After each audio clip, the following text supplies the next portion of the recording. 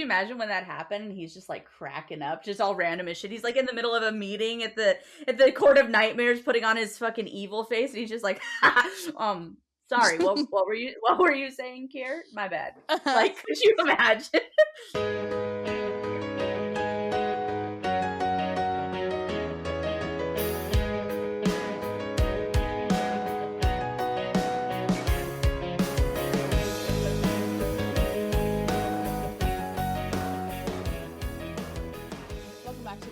Bitch Queens podcast. I'm Allie. And I'm Sam. And this week we're looking at chapter 6 of A Court of Mist and Fury. This chapter is breakfast, our little breakfast conversation. It's the first morning after we are in the night court. And Rhys is forcing Feyre to learn how to read. And then we've got some bantering happening, and then we end the chapter with war is coming.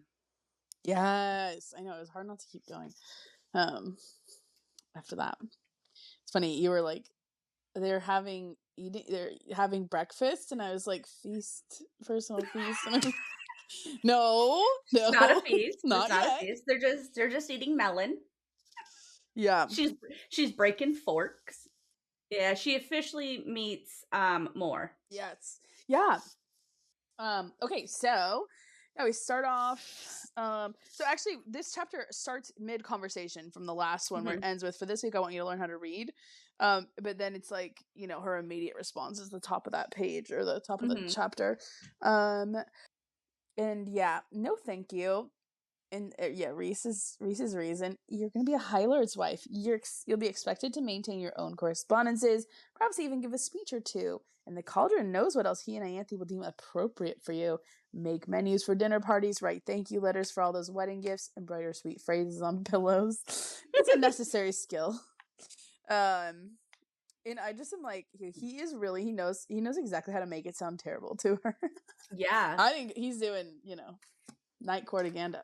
Night courtaganda. Like, yeah, he's reminding her of, like, just so you know, when you go home, you get to, stitch lovely little things on pillows, and he is trying to steal your girl. I mean, it's not bad. She's kind of asking to be stolen. Yeah, she screamed it. Yeah. She forgets that so easily.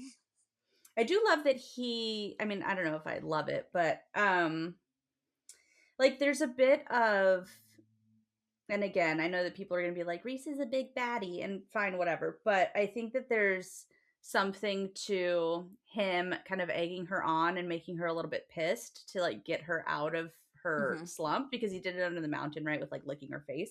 And, like, even with this, where he's just like, what else are you going to do with yourself? Paint? How is that going for you? And, like, like, it's almost better where he's like, I'd almost rather you be mad at me than just sit and wallow. Like, you can't keep doing this. Like, come on, like, fight with me, do something.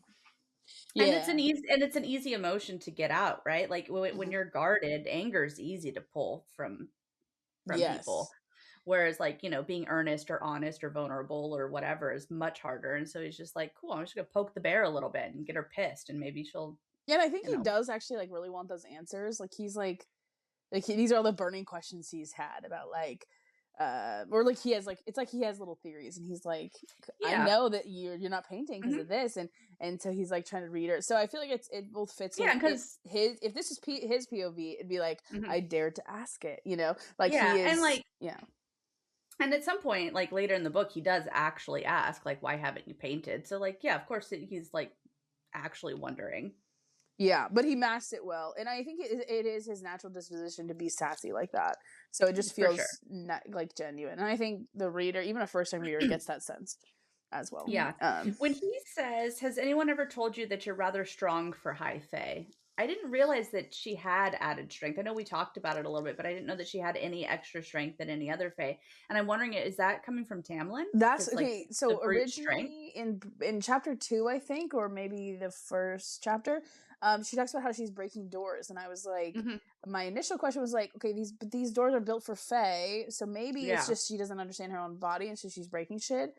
But, like, surely some Fae has gotten angry and slammed a door and it doesn't shatter. Especially in the Like manor. it's probably reinforced and like meant to be handled with that kind of strength, and so she must be extra strong. And we kind of debated it, and I think we came to the conclusion that it was just normal Fae. Because I was also wondering about speed, and she was like wondering how fast she could go, and Lucian was like, "No, we're not gonna try that." But I was like, I feel like she might have speed as well.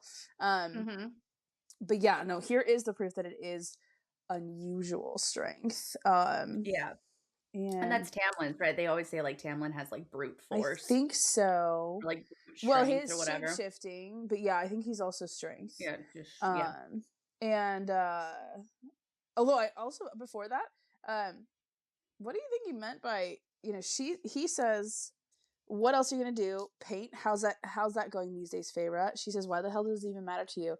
It serves various purposes of mine, of course. Like, he doesn't really, he's just being a shithead, right? Like, he doesn't mean anything. I think it's just being a shithead. Okay, because at first I was like, I wonder if that, does it serve a purpose? Like, I don't know. I think it, yeah. Okay, all right. And then, she breaks the fork and he's interesting. And yeah, he's also part of that, him asking her that is also like speaking to that, did Tamlin mention anything? Is Tamlin letting you in the loop? It's like immediately exposing the way that Tamlin and like everyone just avoids telling her anything, even about herself. It also seems like it is maybe not like common knowledge or whatever that the transfer of power of gifts, I guess, could be a possibility, right? Because when Miriam was given long life, she wasn't turned Fae. And they say that later on that like she was given like Fae longevity, but she wasn't actually turned into a Fae.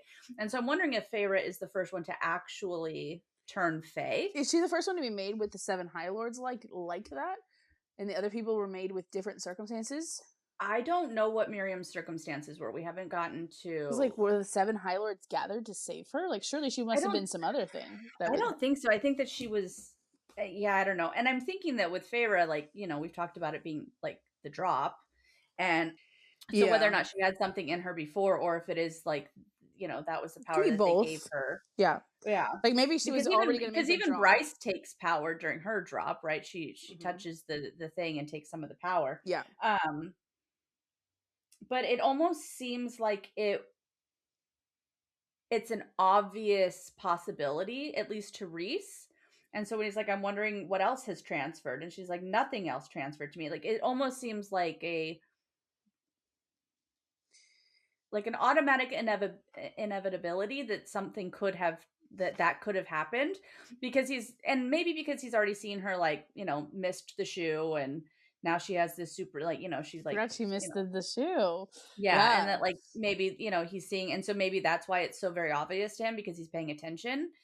But yeah, the fact that he's like, have you not, has nobody ever told you?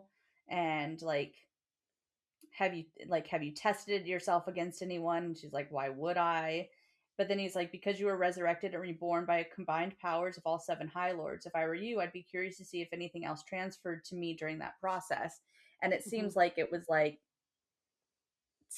an obvious thing for him to jump to, as opposed to. Well, and I think like Rhys is someone who has kind of like, he knows things that other people don't. Like he, But Tamlin suspects it, right? Maybe. We don't know what Tamlin thinks about it, I don't think. I know that Lucian suspects it, and he probably is talking with Tamlin. And I think he asked Tamlin, like, can we train her? Can she practice her powers? And he's like, no. So I think Tamlin maybe is told about it and then suspects it. Yeah, and I think that they have a suspicion, like, they suspect it because even Ianthe is like, if the High Lords think that, and maybe that's in a later chapter. Yeah, that's the next couple of chapters, because she brings this question to Tamlin, and that's when Ianthe is like, you cannot practice this.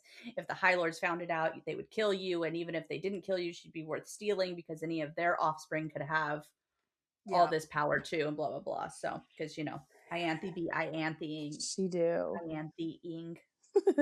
But I think also just like Rhys just has. I think he's smart, and so maybe it's like a obvious logical thing, because, and maybe like every High Lord is thinking that shit's never been done before. What the fuck is that gonna do? And everyone's thinking this. Or Rhys is like, he is already studying the book in like the cauldron, and so maybe he's just like, yeah, he's in, yeah, and he's probably had little else to think about for 3 months. That's fair. And yeah, but I think it's interesting. I was really interested in this kind of back and forth at the bottom of page 58. Yes. Because I didn't know, right? So, yeah, I didn't, and I'm not going to learn to read or shield with you. Why? From spite? I thought you and I got past that under the mountain.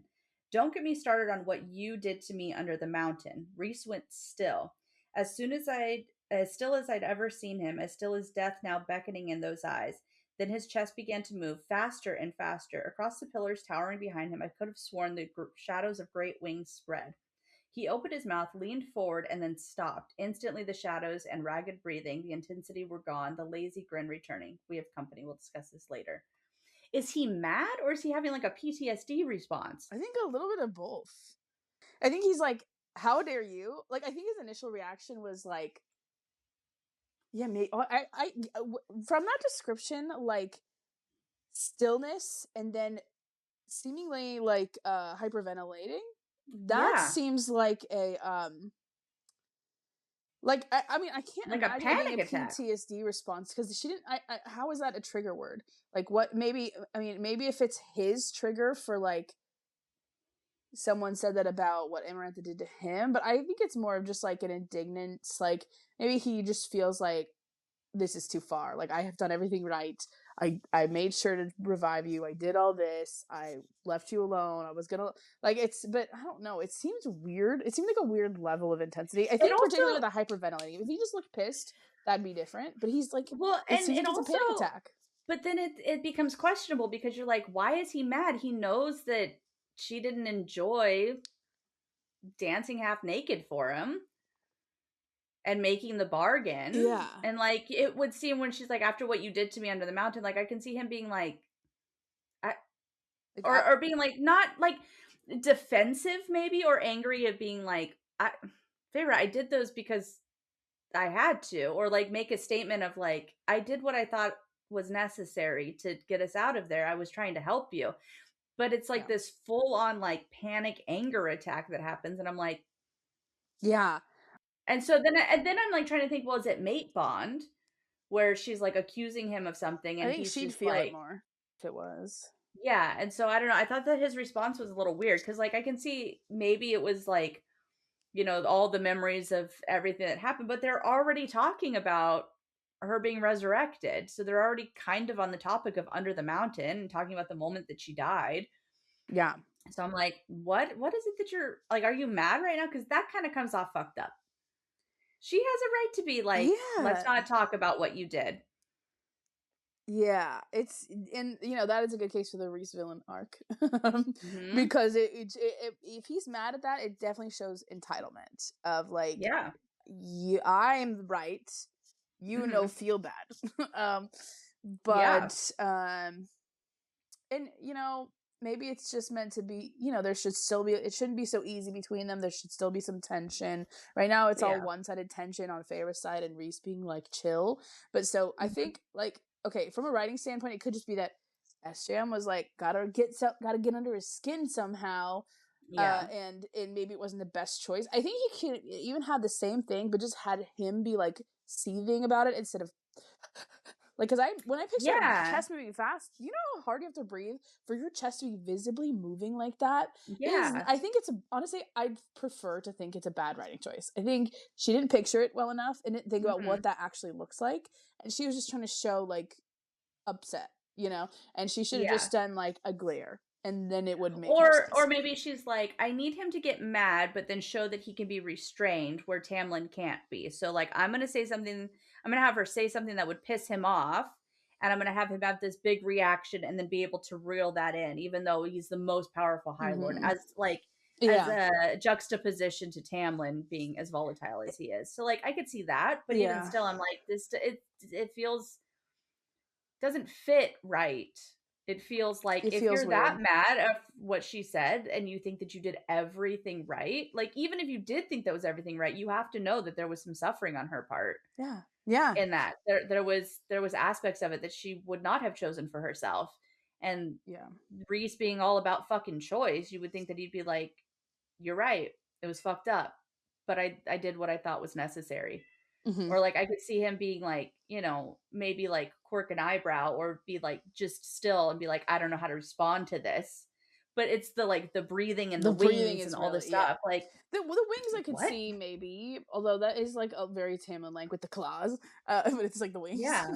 But yeah, the breathing is so weird. Although I will say that after he has this and he's like, we'll discuss this later, instead of her cowering, she's like, no, we won't. Mhm. Like, fuck off. Like, she does She's really, still not like, afraid of she him. does not fear him. Yeah.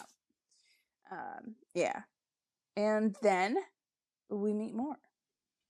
I did find a place in this conversation with Moore that I thought was interesting because Moore's power is truth, which Is it means when she calls nothing. her a liar immediately? Yes. And Rhys Yes. also calls her a liar just the same way later, Yes. which is weird. But, she's like, it's nice to meet you, liar. Moore poured herself some tea and loaded her plate. You want nothing to do with us, do you? And wicked Rhys is making you sit here. And I'm like, is this her power that, like, she can tell when someone's lying, and instead of making them tell the truth, she could just tell what is truth and what is lie? Well, a lot Or of is people. this just or is it just obvious because she's like, you don't want to fucking be here. We get it. She's like, I Uh, don't need powers to know that you're pissed right now, babe. yeah, I think a lot of people think that Moore's powers is reshaping the truth and stuff like that. Yeah. So like, I don't know. I don't think her powers are in play right now, but it is interesting that Yeah. one of the first things she says to Feyre is that she calls her a liar. Yeah. But whatever. Yeah, I don't think she's really affecting the situation this time. But yeah, maybe if we don't go with it's about shaping the truth in the narrative, then maybe it is about just understanding when people are lying, and so she immediately Yeah. knows. Yeah. Well, but I'm interested to see how this plays out when we get to the queens, because the queens are like, are you the Morgan? Are you the one from forever ago? And they like kind of believe her to tell the truth or something. I can't remember exactly, Mm-hmm. but so it'd be interesting to see how that plays out. But Especially since a lot of the humans have the wrong impression about Faye, and like arguably she's the human liaison, right? So like she's the yeah. one who told them that stuff, and so why is she or maybe it got lost over time. But anyway, I do find it really interesting on page 60 how Moore says, so Rhys is like, you could be attending other duties, right? Because he's like, why are you here? Blah, blah, blah, whatever else. And she said, I needed a break, and you told me that I can come whenever I liked. So what better time than now when you brought me my new friend to finally meet me? mm-hmm. I was like, that's an interesting way to say that. Yeah, and it does cause Feyre to realize, oh, she's the lady from last night. But she also says, I blinked, realizing two things at once. One, she actually meant what she said.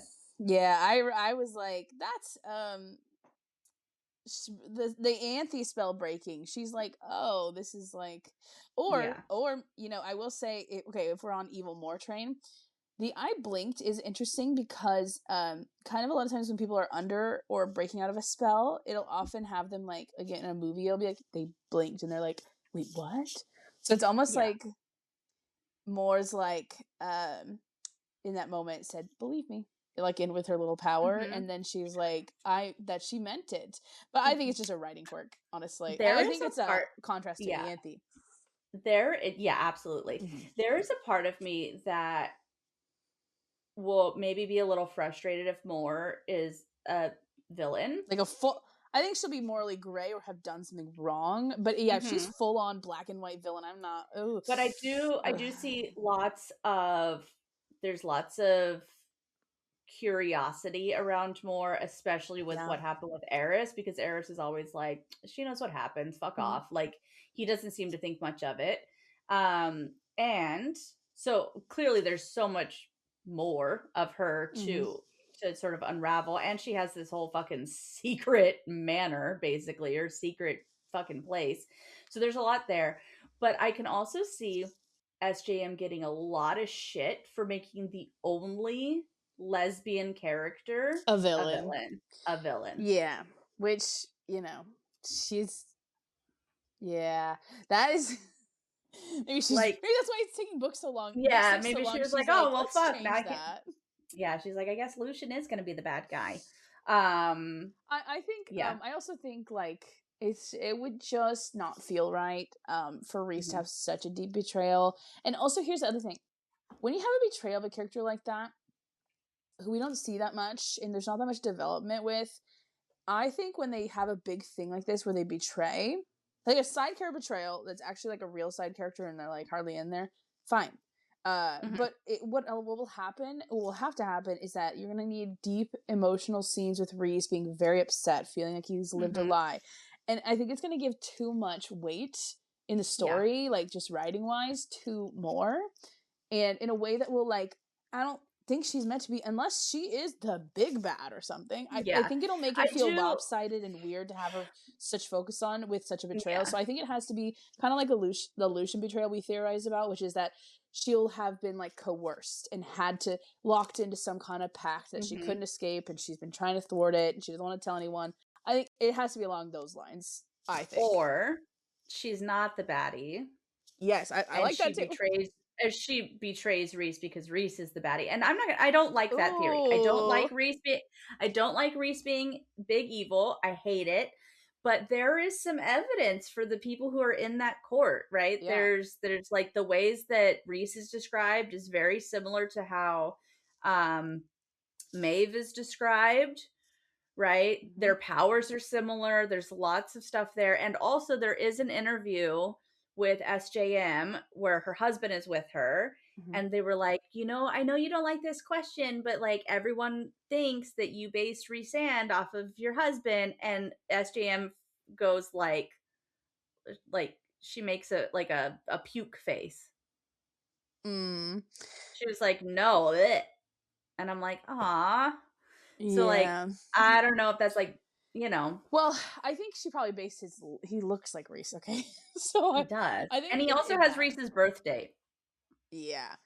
So I think but yeah, I'm okay with like Rhys having more of that morally gray space when we're outside of Feyre's POV, right? I'm fine. We know that that's there and whatever. And like if he keeps his altruism only for Feyre specifically, then like it's forgivable in a book, because we know a lot of people are like, we burned the world down for her, and we're all like, yeah, although that's fucking fucked up as shit in the real world.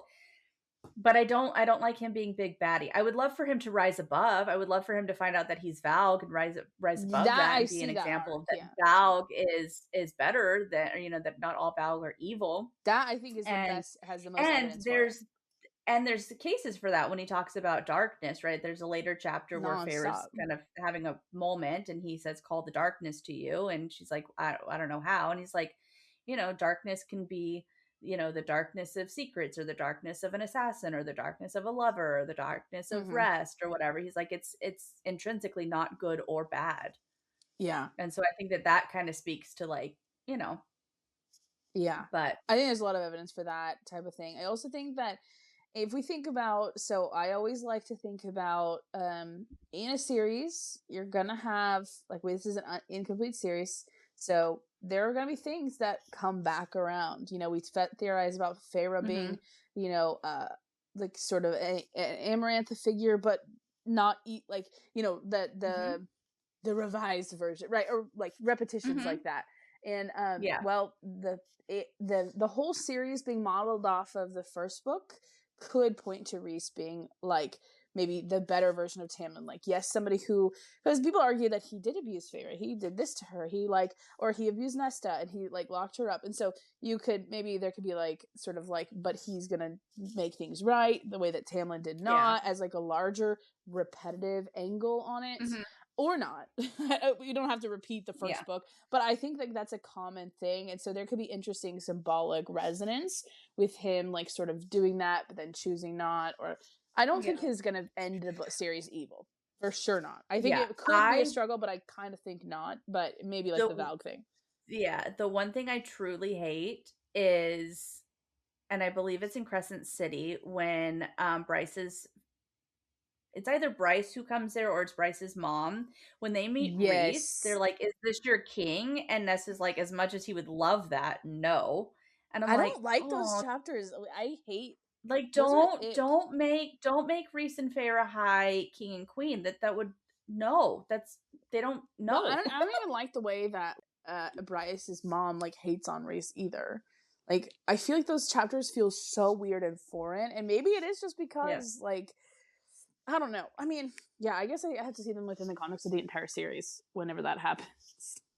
Dude, we haven't even gotten an announcement yet. People were speculating really hard that we were going to get it last May on May 1st. And maybe this calendar. Yeah, I don't know. That's wild. Yeah, I don't know what's going on. Yeah. I mean, and there's a lot of people who are like, everyone thinks we're getting an ACOTAR 6 like announcement and we're gonna get Crescent City 4. And I'm like, come on. No, like, no, she would not do that. I think she's confirmed the next announcement will be ACOTAR 6. Although there was some, and you'll have to fact check me on this, but I believe it was like a memo or some email or an announcement of some sort from Bloomsbury that was like, oh, like, get ready for this midnight premiere, blah, blah, blah. And they were like, midnight premiere of what? Also, Bloomsbury did put out a thing that was like, we're super excited for like our biggest year yet, and they like announced the upcoming books, but SJM, but SJM wasn't mentioned in that. Yeah, like, I saw that she wasn't mentioned, but technically she can be late announced or something, or in the second half of the year or something. Yeah, and then they were like, well, if they're gonna say this is our biggest year yet, and SJM is one of their biggest authors, and then she's not on that list, it seems kind of weird that they would like maybe hint at something. But who knows? I mean, maybe they're working out some kinks. Maybe they're making sure that it's not shit. Maybe she heard what we all said about Crescent City. And yeah. Well, some people still love Crescent City. I think that's crazy. I mean, I enjoy aspects of it, but yeah, to me, I enjoyed it. I liked it. I liked it until I think at my first glance, I've told you, like my first time getting into it, I was like, what the fuck? They have computers and phones? That's stupid. And then I remember being like, okay, I like that it's a little bit rougher and like with dialogue and like there's lots of cussing and it's a little like, you know, it is almost too and whatever. Cussing. But yeah, but then at some point I was just like, okay, guys. Kind of feels like an 11-year-old who learned cuss words for the first time, and it's like, I'm gonna say it fuck a lot. It also, I feel like, just has so much information that you're just like, you walk away from it being like, I think I like Hunt. I think I like Bryce. I think and I feel like we don't get as much, like, and, people are like, oh, I don't know how Hunt isn't in people's, like, top tier boyfriend, like, book boyfriends. And I'm like, because we don't get him. We get so much information that it's just hard to, like, really feel him out. And, like, I would love to love Hunt, but there's times where I'm just like, fuck, I gotta get through a chapter that's just, like, exposition after fucking, or just a ton of information. Even when they're in the second, I guess, or in the third book, when they're with Nesta and they're like walking through the things and they're uncovering that whole story, I'm like, I don't remember shit of it because it was so dense. I was like, you just dropped a fuck ton of lore on me, and I'm like, the exposition is her biggest sin in that. It is horrific. Like, if I could teach a class on romantic books, I would teach one on not doing exposition like that. Dude, yeah. About the cousins thing, he goes, Moore is my cousin in the loosest definition. I was like Rowan and Aelin? It's exactly what I wrote. That's exactly what I said, like how Aelin and Rowan are, quote, cousins. I know, we're just full of loose cousins. I was like, what? So what? Sounds so weird. That's very different.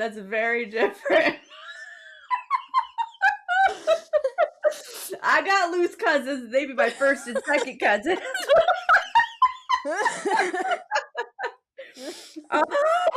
To many, I used to be one of their loose cousins. Very different. You might want to cut that too.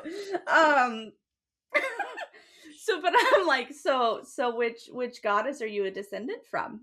Are y'all descendant from Map? because they're like from Mara. Yeah, like she's just off-brand Valg. Yeah, right. That's why she got.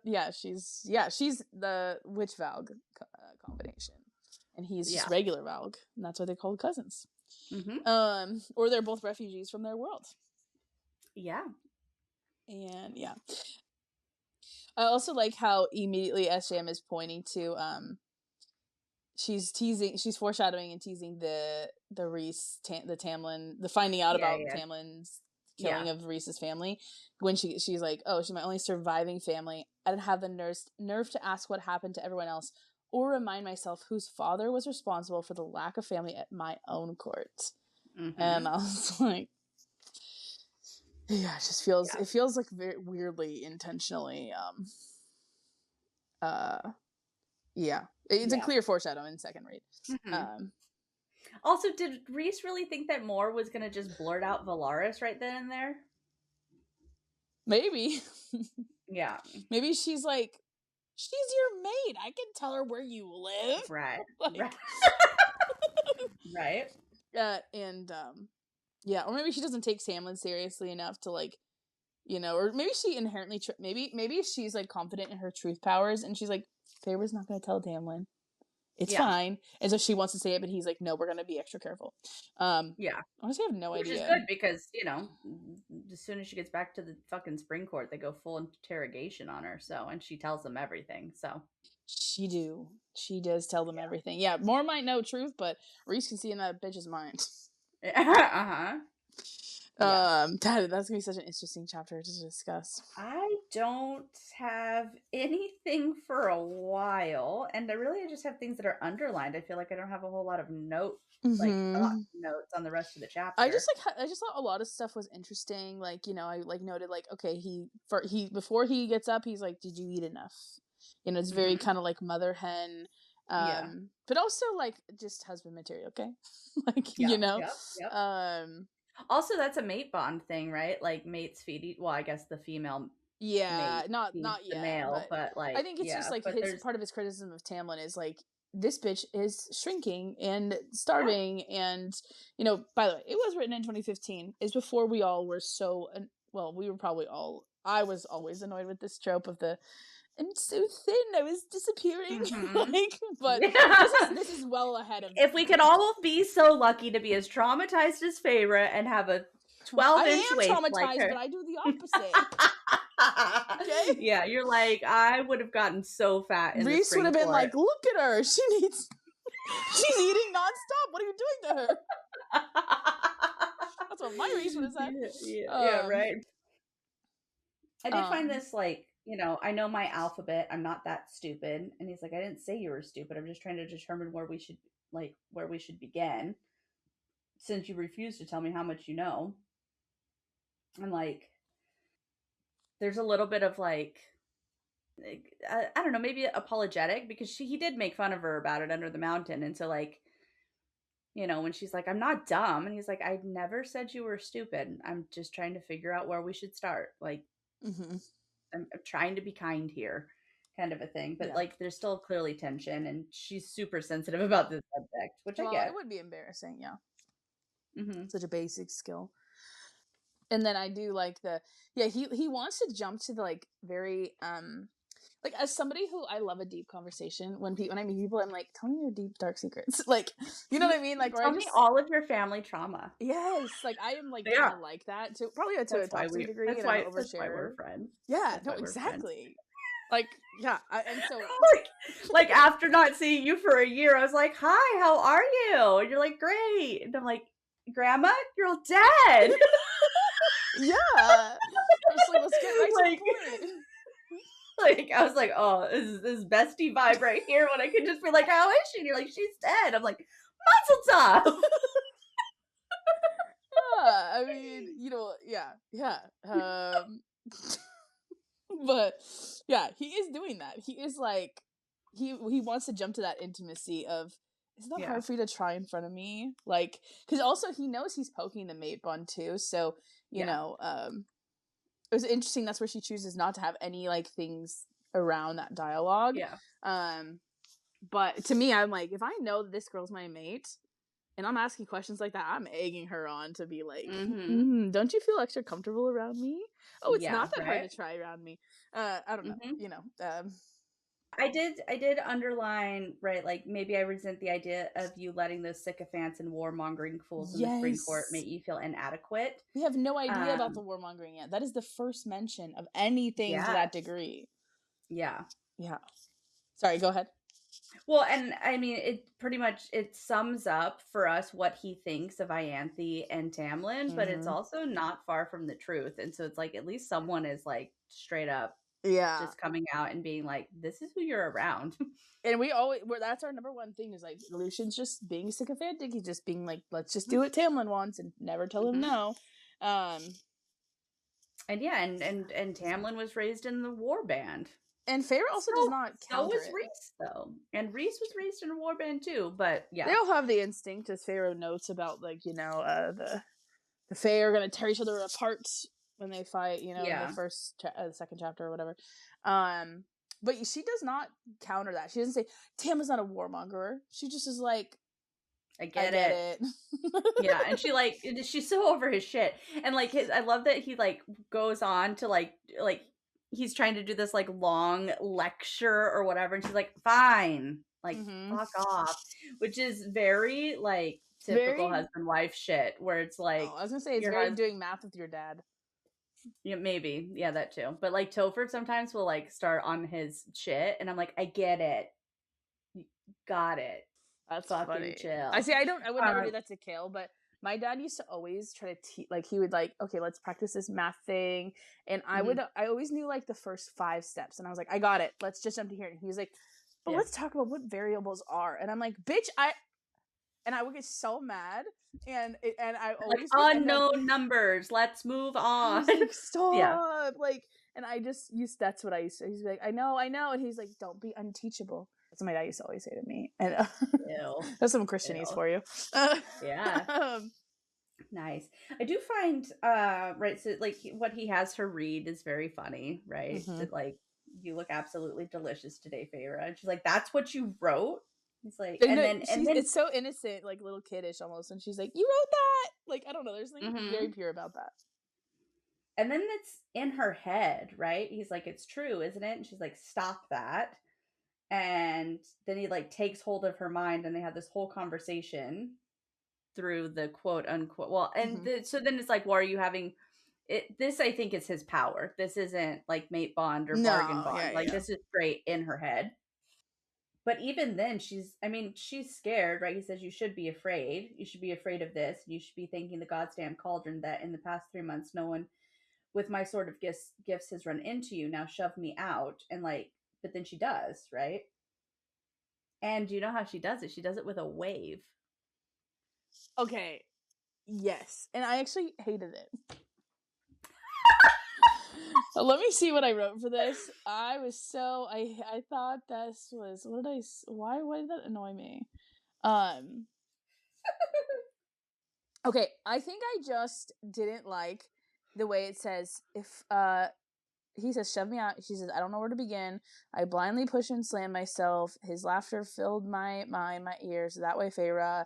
In answer, a little open path gleamed inside my mind. The road out. It'd take me forever to unhook each claw and shove the Maasverse presence out that narrow opening. If I could wash it away, a wave of self, a wave of me, to sweep all of him out. I didn't let him see the plan take form as I rallied myself into a cresting wave and struck. To me, this is just like an example of like you can have. I think this is sorry. I feel like I'm gonna fuck up this term, but I think this is like a soft magic systems are like. I think it's like when you don't know how it exactly works, but you don't really explain it. This is like kind of quasi explaining it, but I just really I wish it was more like more imagistic because it's just seems like it seems like forced symbolism. Like when I take myself to the new heights and then I'm gonna wash them away. Like to me, it just Yeah. seemed like it was trying really hard to be a metaphor, and also didn't really make any sense. Like why would that wash him out? And also, why are you hiding this plan from him? He can definitely see that. Yeah. And I'm like, Yeah. I wish it was not like this like victory moment. I wish he was just like, you know, I don't know. I just didn't like the actual writing of it here because I it seemed like think a it weird symbolism. I think it's foreshadowing that she has Tarquin's powers. Really? But that's like 'Cause physical water, not mental. Even still, I mean, I guess if she can turn herself into a wave and like, use one power against another. I think that's what it's supposed to be, is that she like, she harnesses a different High Lord's power to like change the image of herself in her brain so that she can push him out. But I think he'd be more surprised if it was something like that, right? Because he just goes, the claws loosened reluctantly as if letting me win this round. He merely said good. Yeah, I But mean, she wouldn't he didn't actually react? push it. Yeah, Yeah. and even then, like, clearly he could have stayed in there. She didn't like actually I think he like let her win to like show like, oh, okay, cool, she tried, whatever. It was a good go. Yeah. But yeah. I mean, I think it's interesting, but I don't know. I kind of just wish it was depicted differently. Yeah. And then he says like, put your shield back up, and she builds this wall of adamant or whatever, and see, that makes more sense. That's like the key is to picture this thing, although I still am like, but how does that actually work? Also, I did think it's interesting like what he says about like the some with my sort of powers could slip on 63. Some with my sort of powers could slip in, see what they want, take your mind for themselves, or shatter it. Like, it feels like, now maybe it's just giving some exposition about how this shit works. But we already kind of have it, and I also, like, to me, it seemed like, could this come back? Like, I almost see, like, maybe the ultimate... This is a place where people cite for evil Rhys. It's like, he admitted that he could do this. Interesting. I was thinking more of it like in a final book, in a book 6, is one of them gonna have their mind shatters and the other one helps them come back to it, type deal. Like, yeah, I was thinking more along those lines, because it seems like there's a gun, someone's gonna shoot it, but maybe it's not, maybe it's just fucking exposition. But anyway, and then her wall is black as night. Not the gleaming bright of spring court. And then she tries to get out of the bargain a little bit, right? Will I still be bound by this bargain at Ninsar? Right? Yeah. And then after what happened, I couldn't mention specifics on what occurred under the mountain, what he'd done for me during the fight with Amarantha, what he'd done after. I think we agree that I owe you nothing and you owe me nothing. Yeah.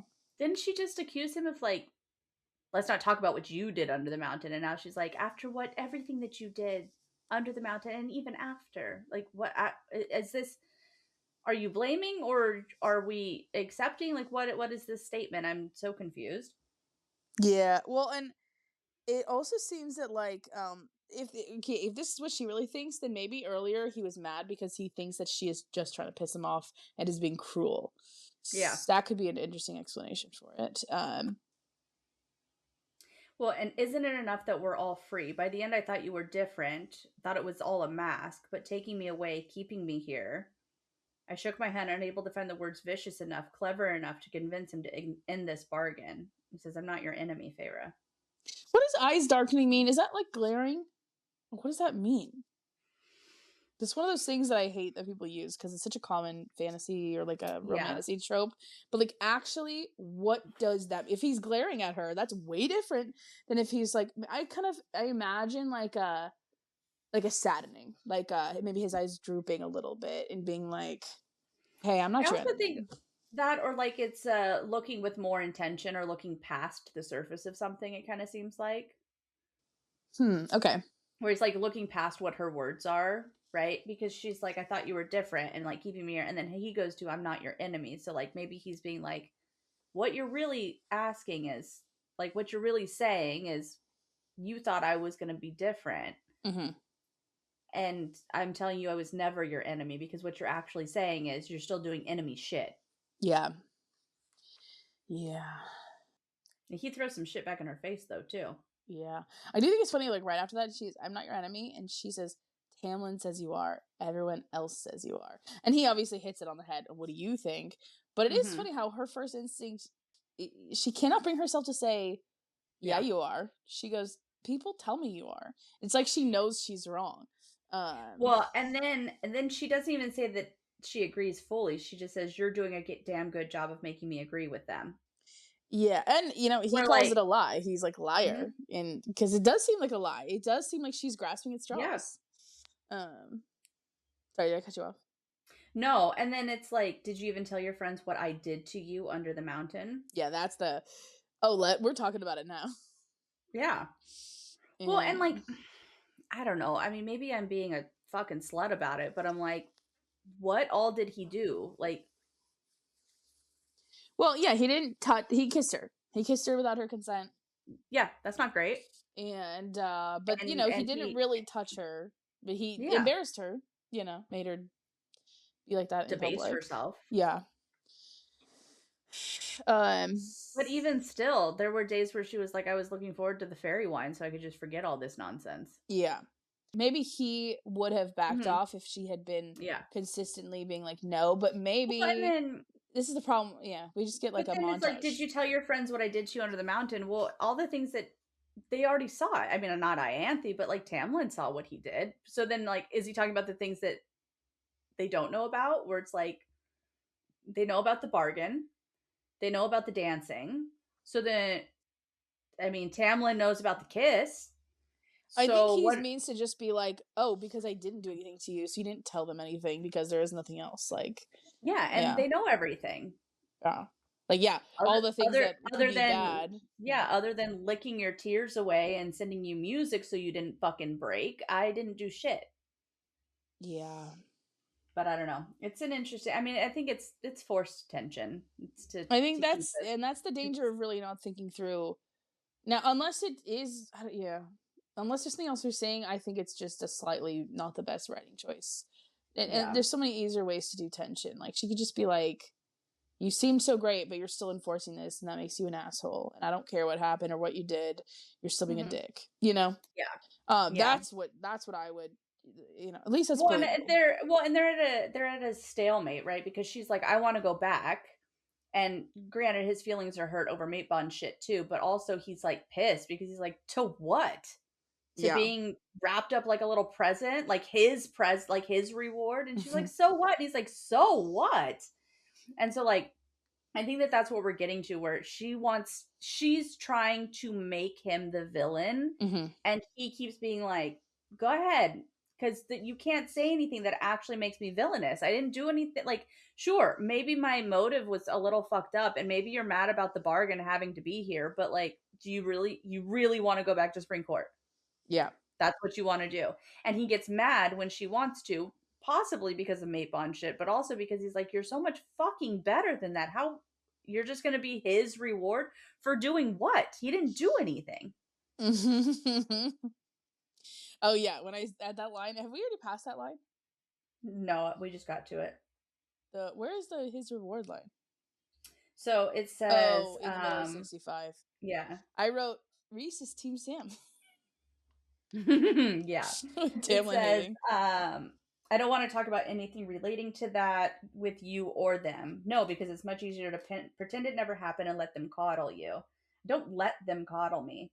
And he says, they wrapped you up like a present yesterday, like you were his reward. Yeah, that is so. And then he says so, and a flicker of rage, and then it was gone. Yeah, and then she diverts. Yeah, and she goes, I'm ready to go home. She does not deny it. Yeah, where you'll be cloistered for the rest of your life, especially once you start punching out heirs. Can't wait to see what Ianthe does when she gets her hands on them. Ugh.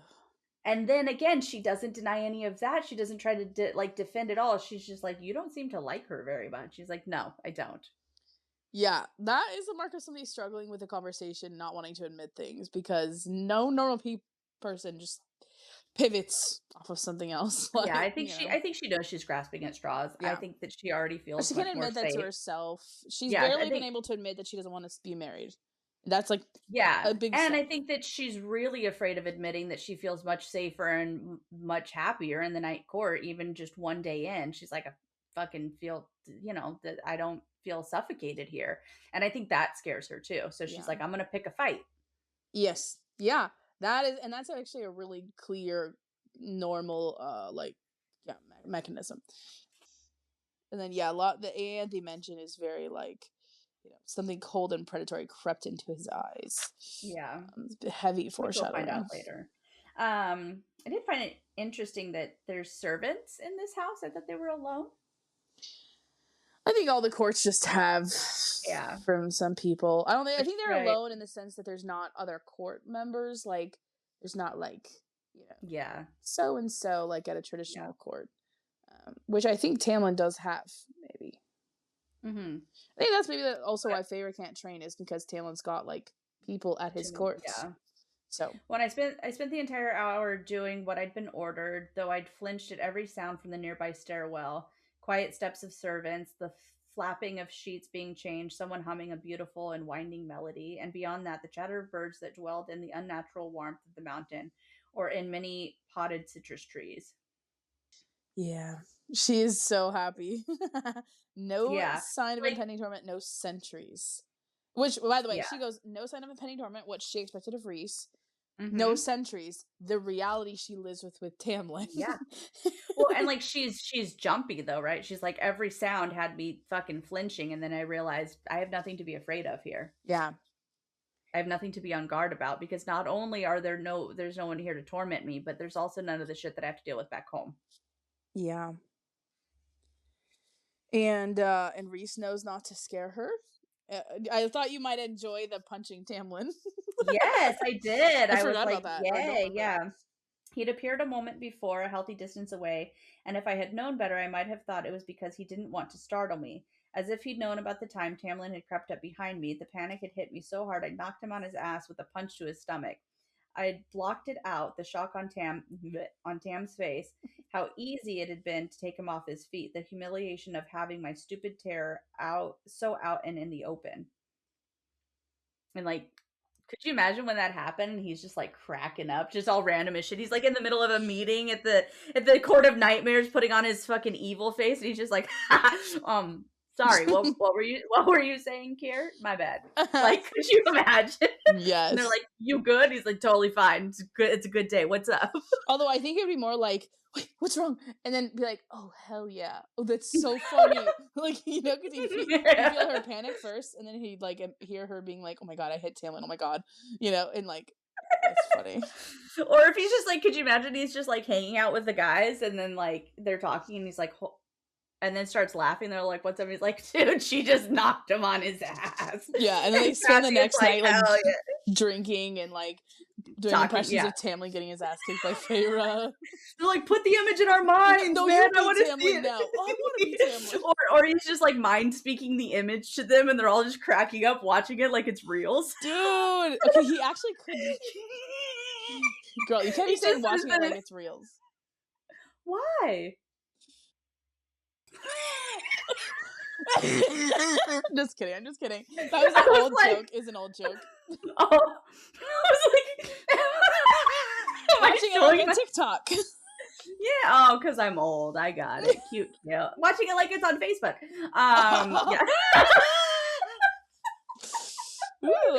No, but yeah, no, could you imagine? He's just like sending little fucking, that's how he's like, Cassie and I talk every day. I send him the video of Tamlin falling on his ass.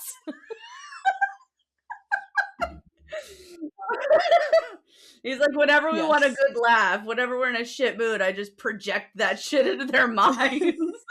Maybe that's how he knew Feyre had extra strength, because he's like, dude, she really took him out. Oh, that's funny. Yeah.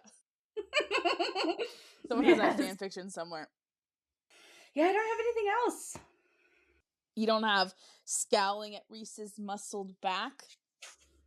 Oh. I just note things like that, like the progression of her being like, oh, that is a pretty muscly back. Right? Like, she's like, I scowled at how fucking hot he is. Yeah. She's like so angry that he's attractive. She's like, this motherfucker's gotta be all hot and shit. Do we think there's anything to this Blackstone table? I thought about this, because that's the one that is in the table with the Valgi guys. Because I can't fucking think anymore. In the table with the Valg. So in Throne of Glass, in the meeting room or whatever, where they talk to Erwin, isn't it? It's a black table that they all sit around. I have no memory of that. In Morith. I believe you. I do believe you, but that is interesting. But yeah, I mean, black stone is also what the towers are made out of. Yeah, well, and black obsidian is like that's what the blood right little top the stone is black stone, and I think it's meant to be like obsidian, and it's like in all the places where there's thin places, it's so the material that that the gods fear, or the gods won't touch. I feel like the word gate might be a black stone as well, or maybe it's like the same material, but it's definitely like I think the clock tower is also like that, or has something in there like that. And then because when she touches it, when the dude who she's fighting at the end of Throne of Glass, when he pushes her face against the tower, it's the black black material. She sees into the Valg world. Yes, yeah. So I was wondering about that because it's just such a little thing. Yeah. And then we have a map that doesn't have all the information on it. Which I think he says later that he intentionally couldn't show her that, so he hid it for this meeting, or for showing her this. But he still, it is, he gives her what she craves, which is answers about, is her family safe? Like, like she's always like, she's not worried about this all the time, but like, this is like, if she knew this information existed, she would be like desperate for it, and Tamlin would lie to her and not. I do find it interesting that he shows her a map that is like not. Hold on here. Yeah, that the vast northern territory was utterly blank. Not even a mountain range had been etched on it. And then I found Rhysand watching me, his raised eyebrows enough to make me shut my mouth against the forming question. And he says, nothing to ask? And she says, no. And he goes, what do you see? What does he expect her to see on this? Is he thinking that she can like see through his glamour of glamoring the map? Or is the map just truly doesn't have anything on it? Or because when she sees the map later, Valaris is on it. I don't know if it's the same map. I think he just wants her. I think it's just a literally like teacher question time. Yeah. Here's a rhetorical question. Oh, yep, the world divided in two.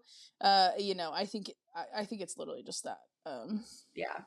Well, and then maybe it's just like giving her like, it's like you want to be involved. So I'm, instead of telling you all the things, which I'm going to do that too, but like give you a chance. Like, what do you see? Yeah. What does this look like to you? Totally. And like giving her some agency in what she makes of the world. Mm-hmm. But yeah, the idea that she starts with her family, or she gives it up immediately, and he's like, they would be impacted, and he gives her the answer. Even with Tamlin would not even say maybe. And definitely wouldn't tell her any of this. So I think it's wouldn't tell her that war is coming. Not at all. No, I think, wouldn't even tell her that there's craziness in his own court, because as just because I keep reading ahead, when she's about to overhear about the Illyrian warbands. No. But much later in the book, after she's already decided to dip out of Spring Court, when she runs into Lucian and she like sprouts her wings and shit, and she's just like, fuck off, I'm not going back. She's like, you didn't do anything, you didn't stick up for me. And Lucian's like, it was already crazy volatile, we had to show a united front. And I'm like, oh, there's the evidence that there was shit going on in the Spring Court. Because that's what we were theorizing about. That's funny. It's funny that we got that from just what was there. Also, when they are, and I don't know if I should be telling you this yet, but when they are getting the book and they're trapped in that little towery thing where the book is, Amren's trying to push the door open, and out of her hands springs light in whirls and swirls, like a language that Feyre has never seen, and she's shoving those towards the door. Amren can summon word marks. Yeah, she is something. Kind of reminds me of Nehemia. How do people say her name? Nehemia? Nehemia, yeah. I always pronounce it Nehemiah. She also does not, that's because you were raised Christian. I know. But she also does not like Starfall. Something about Starfall unnerves her. Oh, yeah. Yeah, about dude. Spirits traveling across the sky. That shit's gonna come back. She's not just, she's clearly used as a symbol of the angel of death type vibe, but she is something else too. For sure. Yeah. Okay, so next week We're jumping into chapter 7. Chapter 7, War is the first line. Yeah, and all the And information, and I think she gets back to Talon by the end, right? she does. She does, yeah. And notably, this is the first chapter that you said your husband said, "Oh, we'll read ACOTAR together." We start at that chapter. That's what that chapter wanted. Yep. Mid-conversation. Yep. Wild. He's hooked though. He was like, I was like, if you want to, I was like, haha, you can't read ahead even if you wanted to tonight. He's like, bitch, I know you have another set of books down there. If I want to read, I know what chapter we're on. I was like, you know what chapter we're on? He's like, of course I know what chapter we're on. He's like, he's into it. That's awesome. Yeah. It's cute. Okay. Well, he's going to be a little Rhys stan for sure. Yeah.